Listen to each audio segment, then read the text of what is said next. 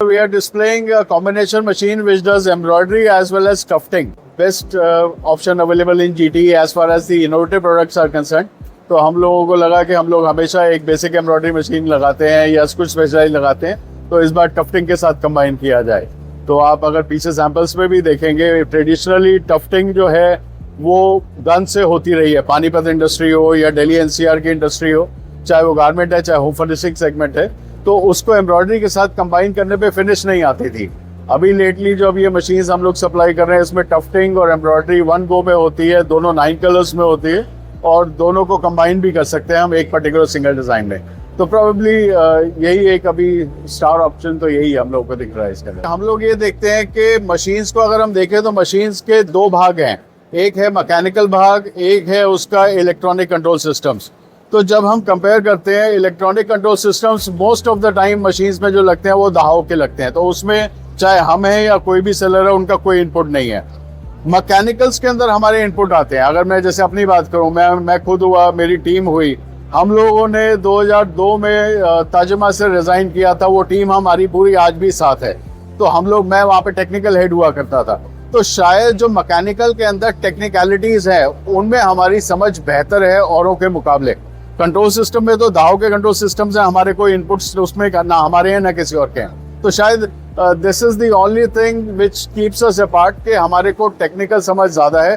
तो हम लोग जो चूज करते हैं पार्ट्स वो उसी समझ के बेस पे करते हैं। हमें सब कुछ ताजिमा ने सिखा रखा है और साइमल्टेनियसली जो मेरी टीम है वो उसकी फाइन ट्यूनिंग बहुत अच्छे से जानती है because of the technical background. तो probably this is the only difference. अभी इंडस्ट्री का सिनेरियो ये है कि जब टैरिफ रोल बैक हुआ था तो we all were very excited because हमारे बायर्स के पास बहुत अच्छे ऑर्डर्स थे उस समय, और ऑर्डर्स अभी भी हैं, लेकिन नर्वसनेस है बिकॉज इस वॉर के बाद बहुत चीज़ों के इनपुट कॉस्ट बढ़ रही है। आउटपुट के अंदर जो रियलाइजेशन है, चाहे वो यूएस मार्केट है, चाहे यूरोप मार्केट है, चाहे डोमेस्टिक मार्केट है, तीनों मार्केट्स में आउटपुट की रियलाइजेशन में एक्सपेक्टेशन डीलर्स की है कि कम होना चाहिए, लेकिन इनपुट कॉस्ट बढ़ती जा रही है। तो we will have to wait and watch कि ट्रम्प साहब आगे क्या कोर्स ऑफ एक्शन लेते हैं, तो उसके हिसाब से ही सिनेरियो आगे का पता लगेगा। But as of now it is midway, मतलब it is not bad, it is nothing great also, but जितना ऐसा लग रहा था कि टैरिफ के बाद जितना बूस्ट आना चाहिए था उतना अभी नहीं रिफ्लेक्ट हो रहा था, बट स्टिल बेटर। एम्ब्रॉयडरी का अगर मैं ये समझता हूँ कि ट्रेंड एम्ब्रॉयडरी का अपवर्ड ही है। अभी भी बीच में हम लोग देख रहे थे कि प्रिंटिंग का पीछे 3-4 सालों में पोस्ट कोविड प्रिंटिंग का बहुत ट्रेंड चला, बट उसका प्राइमरी रीजन ये था कि कोविड के बाद जो बाइंग मार्केट्स थी उनके अंदर सस्ते सामान चाहिए थे और प्रिंटिंग की कॉस्ट और एम्ब्रॉयडरी की कॉस्ट को कंपेयर नहीं किया जा सकता। आई थिंक प्रिंटिंग की कॉस्ट मैं मानूंगा तो 1/20 ही होगी as compare to embroidery, but lately हम ये देख रहे हैं कि प्रिंटिंग का इतना इन्फ्लक्स हो गया कि एम्ब्रॉयडरी को फिर उसकी वर्थ मिलने लगी है। तो आई एम वेरी होपफुल कि एम्ब्रॉयडरी जो है वो जितने सेंचुरीज से चलती आ रही है और आगे सेंचुरीज तक अच्छी ही चलेगी। I have been participating in GTE since 2003 if I remember correctly, and I have never missed any edition of GTE. इस बार भी GTE जैसे पहला था वैसे ही अच्छा ही है प्लेटफॉर्म, ये हमेशा ही बहुत अच्छा रहा है।